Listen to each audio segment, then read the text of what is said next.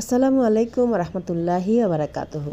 বন্ধুরা, আজকে আমি আপনাদেরকে বাঁধাকপির চপ বানিয়ে দেখাবো। বিভিন্ন আকারের বাঁধাকপির চপ, সেটা গোল, লম্বাটে এবং চপের আকারে। চলুন বন্ধুরা, বানিয়ে নিচ্ছি। আমি প্রথমে বাঁধাকপিগুলোকে একবারে কুচি কুচি করে কেটে নিয়েছি। তার মধ্যে পেঁয়াজ দিয়েছি, মরিচ দিয়েছি।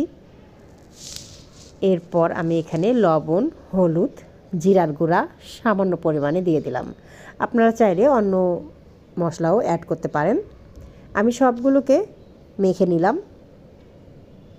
এখন সেগুলো আমি ভালো করে মেখে নিয়ে বিভিন্ন আকারে গড়ে নিচ্ছি। দেখুন, এটা চ্যাপ্টা করে দিয়েছি, এটা লম্বাটে বানিয়েছি। এবার আমি বানাবো গোল, বলের মতো।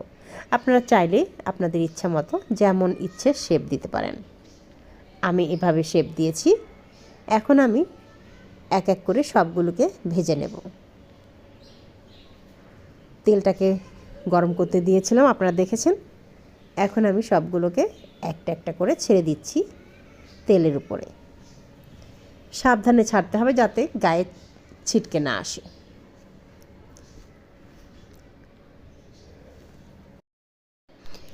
আমি কিন্তু বাঁধাকপিগুলোতে বেসন দিয়েছি।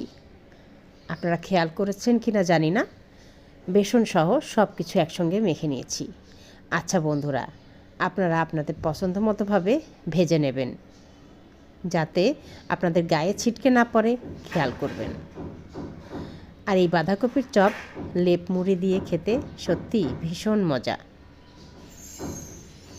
সবাই আমরা শীতের সময় লেপ মুড়ি দিয়ে বসে বসে খাই।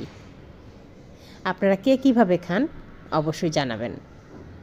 আর আপনাদের কেমন লাগে বাঁধাকপির চপটি অবশ্যই কমেন্ট বক্সে বলে যাবেন। দেখুন বন্ধুরা, কালারটা কিন্তু অনেক সুন্দর হয়েছে। আপনাদের কেমন লাগে জানি না, কিন্তু আমার ভীষণ প্রিয় এই বাঁধাকপির চপ।